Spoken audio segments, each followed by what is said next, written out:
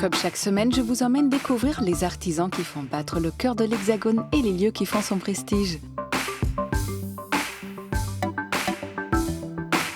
Aujourd'hui, dans version française, visite au cœur de la fondation Giacometti, dédiée à l'œuvre du sculpteur éponyme dans Tous au musée.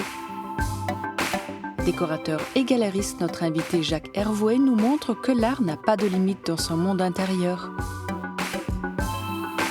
Celle qui domine, celle qui inspire et intrigue, c'est elle, la haute couture, zoom sur la reine des reines. Réparer ce qui a été brisé et sublimer les fractures, c'est le quotidien d'Océane qui maîtrise l'art du kintsugi. Avant de rencontrer le décorateur galériste Jacques Hervouet, tout de suite, point de vue.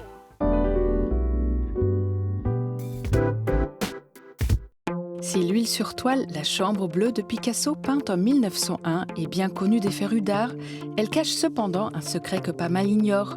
Si de prime abord on y voit une femme en train de se laver dans sa chambre, sachez qu'il se cache derrière cette scène un homme barbu. Révélé pour la première fois en 1990, un flou sous la couche de peinture interroge les spécialistes. C'est seulement en 2014 qu'une recherche approfondie est réalisée, révélant sous la chambre bleue le portrait d'un homme fascinant. Un soir, le soleil fiche sa course, plongeant le royaume dans un crépuscule sans fin. Sur fond de mythes antiques, Étienne Chaise nous emmène avec lui dans l'épopée astrale d'un roi et ses pénitents qui entreprennent d'aller prier le soleil de reprendre son cycle interrompu. C'est sur fond de couleurs puissantes et profondes qu'ils se heurteront à de nombreux obstacles. Le roi perdant un à un ses compagnons de route pour ne finalement plus être accompagné que par 7 d'entre eux. Un voyage initiatique au cœur de l'univers. Fluide et tout en légèreté, le fauteuil Tulip ou Little Tulip est né de l'esprit créatif de Pierre Paulin, l'un des plus grands représentants français du design. S'inspirant des courbes élégantes d'une fleur en train d'éclore et de l'esprit pop du moment, il conçoit ce mobilier en 1965. Il innove ainsi aussi bien dans le choix de la forme que dans celui des matériaux. Piétement métallique stable, pivotant ou non, et assise enveloppante aux matières variées, de quoi donner envie même aux moins jardiniers d'entre nous.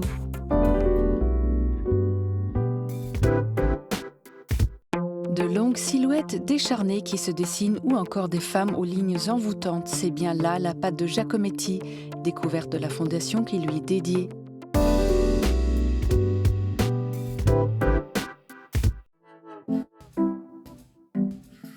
Giacometti s'appuie vraiment sur son regard. En regardant quelqu'un marcher au loin, en fait, il ne voit plus qu'une silhouette. Et donc, c'est cette silhouette-là qu'il essaye de saisir et de transposer dans sa sculpture. On se retrouve vers une forme comme ça d'épure du corps qui reflète l'humanité. On ne peut pas savoir s'ils sont vraiment contemporains de notre temps, contemporains du temps de Giacometti, ou si ce sont des objets d'archéologie en fait. C'est dans une ambiance intimiste aux airs de maison de collectionneurs que l'Institut Giacometti met en scène l'œuvre du plus célèbre des artistes suisses. Nous sommes dans l'ancienne demeure au style art déco de l'architecte Paul Follo, artiste contemporain et voisin de Giacometti. C'est moins la relation à Paul Follo qui nous intéressait que la localisation à Montparnasse, puisque Giacometti est un artiste qui a fait partie de la scène de Montparnasse, qui s'installe à Paris dès 1926 et qui va passer toute sa vie dans le quartier de Montparnasse, à quelques rues d'ici.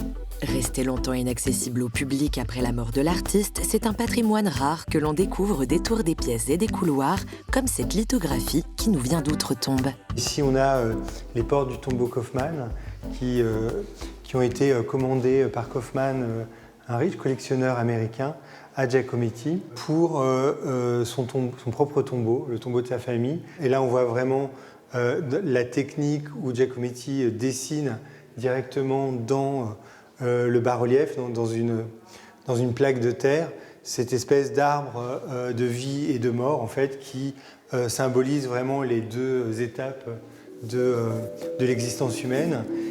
Toute sa vie durant, l'artiste n'aura en effet qu'une obsession, modeler l'existence humaine, le plus souvent à partir d'un modèle vivant.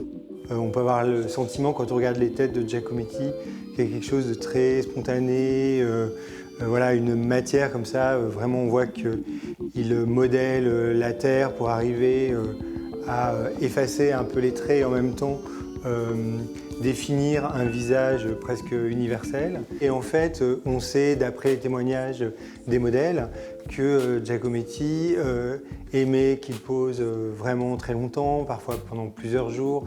Et on voit dans les films que Giacometti essaye de saisir ce temps qui passe, en fait, ce temps qui passe entre lui et le modèle pendant la durée de la pose.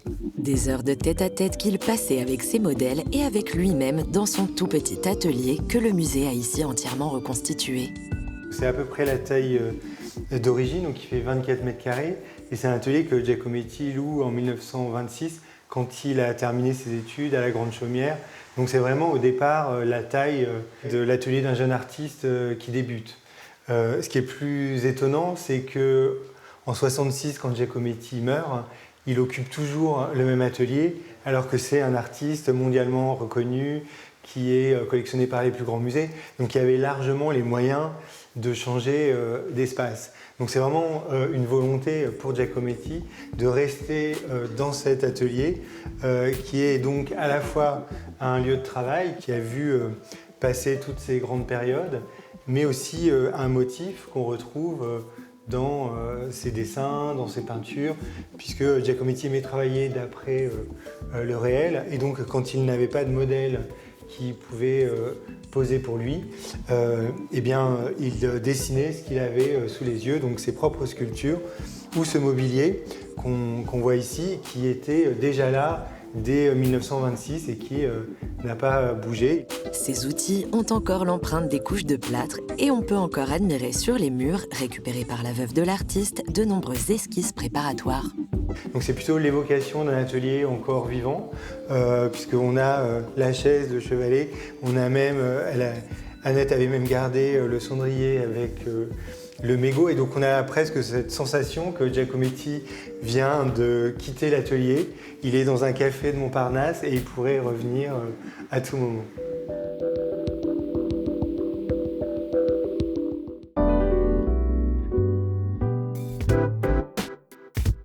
Du métier de galériste à celui de designer d'intérieur, il n'y a qu'un pas, du moins si l'on suit le parcours de Jacques Hervouet, notre invité du jour.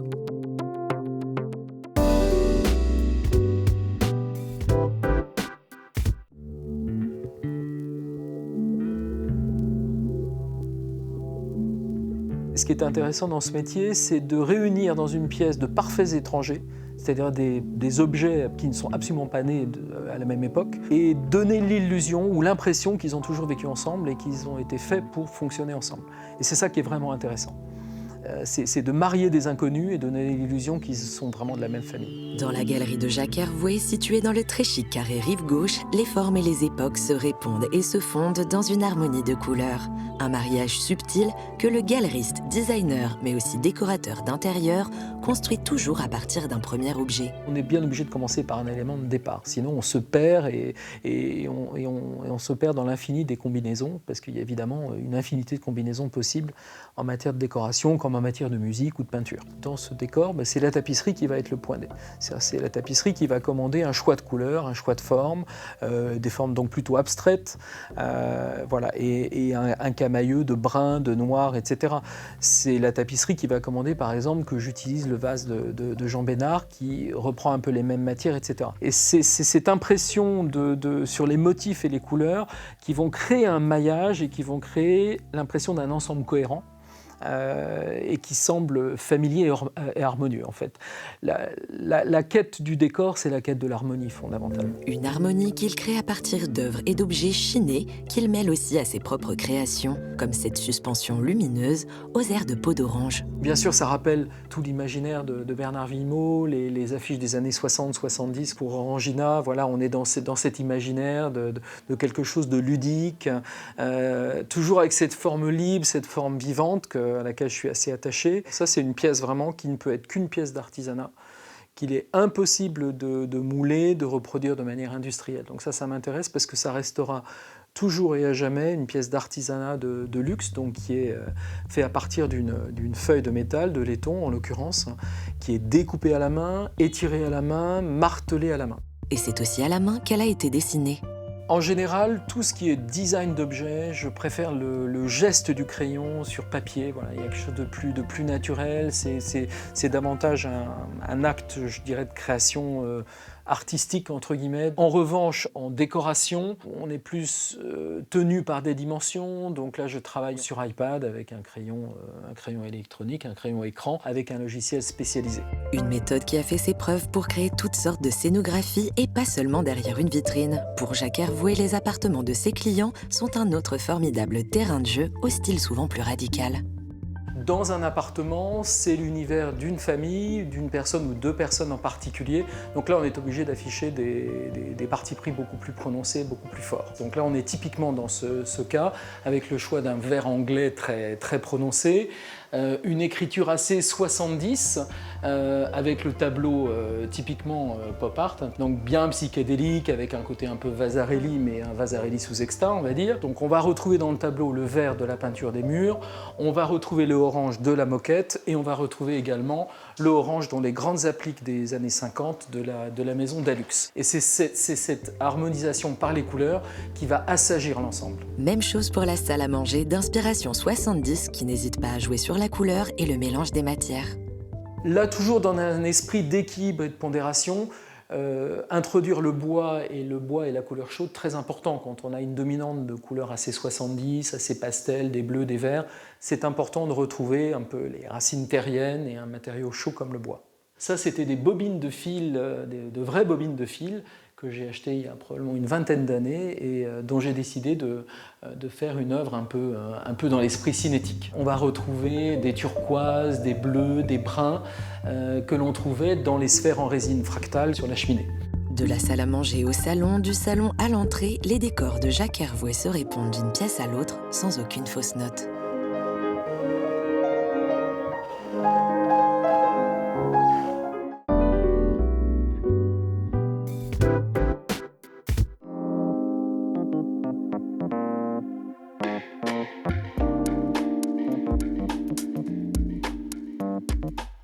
Bonjour Jacques. Bonjour. Quand vous aviez 15 ans, vous avez visité à Londres le fameux appartement de David Hicks, tout en orange. C'était un choc esthétique. Oui, c'était un choc esthétique.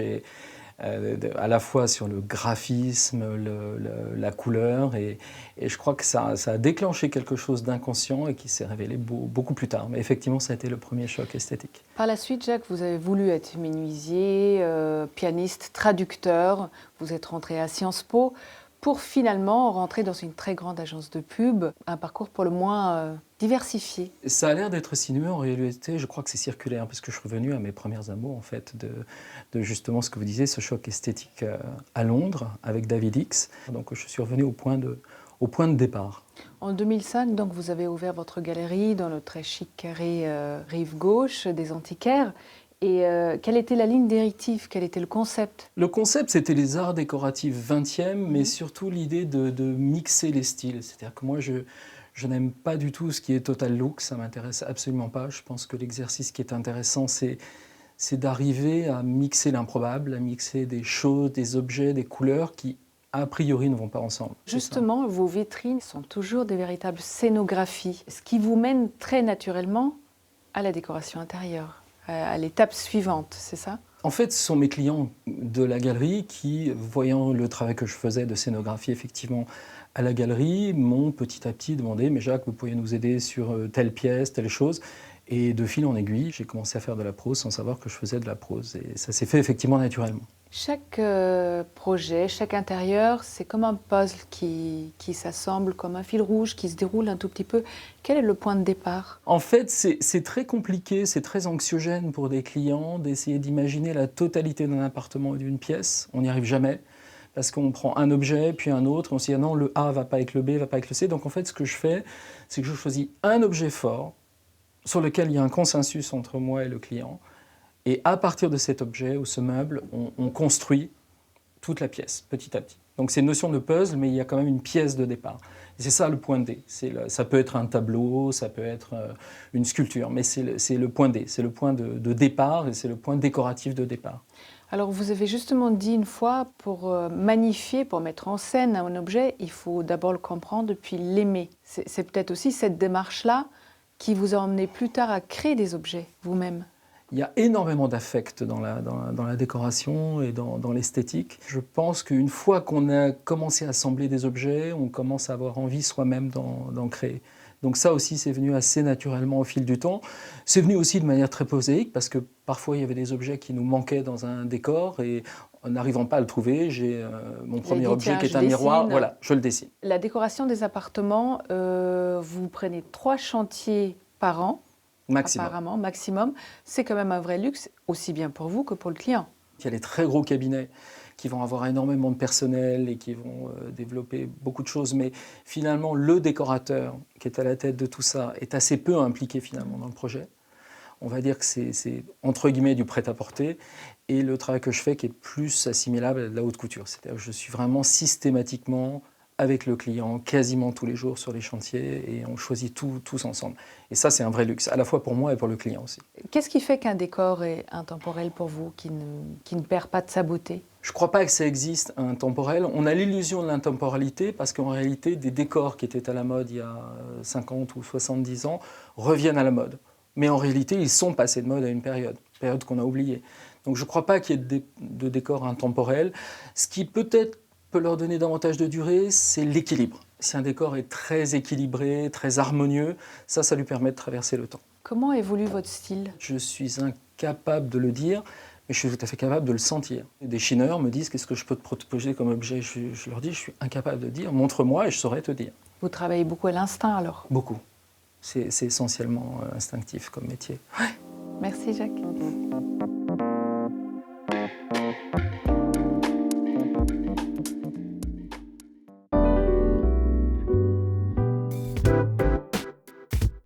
Si certains la pensent prétentieuse, elle est en réalité la gardienne des savoir-faire ancestraux, des techniques précieuses. C'est la haute couture dans En Mode.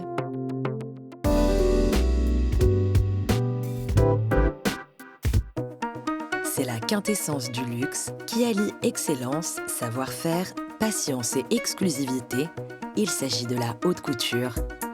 Elle trône au sommet de la pyramide de la mode. Dans une industrie qui produit sans relâche et à bas coût, elle est garante du temps long et du travail à la main, réservé à une poignée de clients qui peuvent s'offrir le luxe d'investir sur mesure. C'est d'abord Rose Bertin, couturière de Marie-Antoinette, qui donne à la mode française sa réputation. Dans les années 1860, l'anglais Charles Frederick Worth introduit le défilé vivant, le concept de collection, et crée la chambre syndicale de la couture pour protéger les œuvres des créateurs. Juridiquement contrôlée depuis 1945, l'appellation haute couture répond à des critères précis qui couvrent l'organisation des ateliers à Paris, le nombre de modèles ou la quantité de tissus. La chambre syndicale compte aujourd'hui 16 membres permanents, parmi lesquels Chanel, Dior, Schiaparelli et Maison Margiela. Et depuis 1992, des membres invités et des correspondants dont les ateliers peuvent être basés hors de France. Une ouverture qui permet aussi à la haute couture de se diversifier. Dès le début des années 2000, la créatrice néerlandaise Iris van Herpen lui donne une approche futuriste avec des vêtements technologiques, lumineux ou en 3D, comme tout droit sorti d'un film de science-fiction. Aujourd'hui, Pier Paolo Piccioli est l'une de ses têtes de file. Pour Valentino, il joue sur des coupes contemporaines et des couleurs flashy qui modernisent l'exercice. En 2021, Kirby Jean Raymond est le premier créateur noir américain invité au calendrier. Pour sa marque Pierre Moss, qui dénonce le racisme et l'appropriation, il rend hommage aux objets du quotidien inventés par des personnes noires et donne un grand coup de fouet à la vision conservatrice de la couture française. Chez Schiaparelli, Daniel Roseberry prend le contre-pied des robes à volants et des broderies délicates avec des collections surréalistes pop qui jouent sur l'anatomie et revendiquent une esthétique kitsch poussée à l'extrême. Pour l'hiver 2021, Balenciaga fait un retour surprise au calendrier officiel 50 ans après la mort de son fondateur. Demna Gvasalia présente des jeans, du streetwear et des silhouettes ultra-modernes dans les salons historiques de la maison, reconstitués à l'identique. La boucle est bouclée entre présent et futur, et la haute couture entre définitivement dans le XXIe siècle.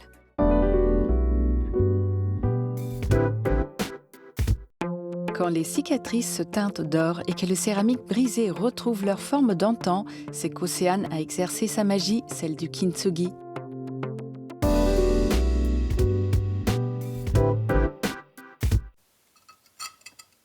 C'est la phrase classique et bien entendue de « ce qui ne nous brise pas nous rend plus forts ». C'est ce parallèle entre l'humain et la pratique du kintsugi, cette idée de résilience. Finalement, ce qui va venir nous blesser, c'est aussi ce qui nous rend uniques. C'est aussi l'idée de la mémoire, parce que ça reste visible, c'est plus camouflé, c'est assumé. Et c'est là toute la beauté pour moi du kintsugi. Océane Minot-Elgui n'est pas psychanalyste mais restauratrice. Et quand elle pratique le kintsugi, elle répare les objets et un peu les cœurs aussi. Le kintsugi, c'est l'art de recoller les céramiques brisées avec de la laque végétale et des poudres de minéraux précieux. Un art traditionnel japonais qui sublime les accidents de la vie. C'est vrai que le kintsugi, même si ça a été inventé au XVe siècle, il y a une force esthétique qui est assez indéniable et qui sublime à peu près tout et qui apporte une forme de modernité. Finalement, l'esthétique japonaise, elle est extrêmement actuelle. Diplômée de l'école de Condé, Océane restaure des œuvres pour des particuliers, des galeries d'art ou des maisons de vente. Depuis qu'elle s'est formée au kintsugi auprès du maître laqueur Martine Ray, elle enseigne à son tour cette discipline et répare les céramiques brisées d'un atelier parisien. Tout cela dans les règles de l'art, tant avec son matériel, comme ses pinceaux en poil de martre, que dans ses matériaux traditionnels. En kintsugi, tout se crée, de la colle à la pâte de comblement. La seule chose finalement qu'on achète à la base, c'est la laque. De la farine de riz, de l'eau et de la laque issue d'un arbre, le sumac. La colle, c'est un mélange 100% naturel qu'elle dépose sur les tessons avec un pinceau en silicone. J'essaie d'avoir une régularité dans l'épaisseur de la laque que je pose, un petit peu partout sur la tranche. Pas trop fin, pas trop épais. Et vient le moment de recoller les morceaux. En fait, ce qui est très délicat avec le collage kintsugi, c'est que ça prend pas tout de suite. Ça prendra vraiment dans une semaine. Avec la gravité, parfois, on a un risque que les objets se réouvrent. C'est pour ça que là, je mets l'objet à la verticale pour essayer que la gravité soit mon amie. Le kintsugi, c'est aussi combler des manques, des petits trous, des éclats. Rendre à un objet sa surface lisse ou presque après un choc. Sur cet objet recollé il y a plusieurs jours, la laque intervient, mélangée à de l'argile. Là encore, Océane doit être précise, minutieuse, pour restaurer l'objet sans accroc. La laque derrière qu'on va mettre, c'est comme un révélateur de défaut. En fait, quand elle va venir sécher, elle va venir épouser toutes les formes en dessous. Et donc, si on a un effet de griffure, un petit creux, ça va se voir immédiatement. Donc, ce qui est beau dans le kintsugi, c'est qu'il y a une forme un petit peu de perfectionnisme quand on est en train de travailler. Et en même temps, c'est la juste mesure du lâcher-prise. Il est temps de déposer une nouvelle couche de laque sur les cicatrices de l'objet et son application le transforme pour toujours. En kintsugi, on ne peut pas gérer les teintes qui sont vraiment très marquées par la laque, très brunes, noires ou rouges et qui rappellent vraiment en fait, le moment de la violence de la casse. Donc il faut bien prendre conscience qu'on transforme radicalement l'objet au moment où on travaille en kintsugi. On utilise une laque rouge, c'est le même principe que les dorures, ça vient réchauffer l'or. Si on devait poser de l'argent, en fait, je prendrais la laque noire. Il reste une dernière petite étape avant de sublimer cette coupelle rescapée. En fait, pour que la laque prenne, il faut qu'il fasse plus de 25 degrés et au moins 90% d'humidité relative. Et c'est dans le four d'Océane que tout se joue, avec un peu d'eau bouillante. Quelques minutes plus tard, elle peut enfin recouvrir la laque d'une poudre d'or, d'argent, de mica, de bronze ou encore de laiton, comme ici. Alors là, du coup, l'objet, il est complètement sublimé, même plus beau qu'avant la casse. Et puis, on voit bien, en fait, la laque qui a été déposée en épaisseur, comme s'il y avait une matière dorée qui avait été fondue ou coulée sur la pièce et qui redessine les lignes de cassure. Il faudra encore 1 semaine à cette coupelle pour sécher et retrouver sa place d'antan, magnifiée comme tous les objets qui passent entre les mains d'Océane.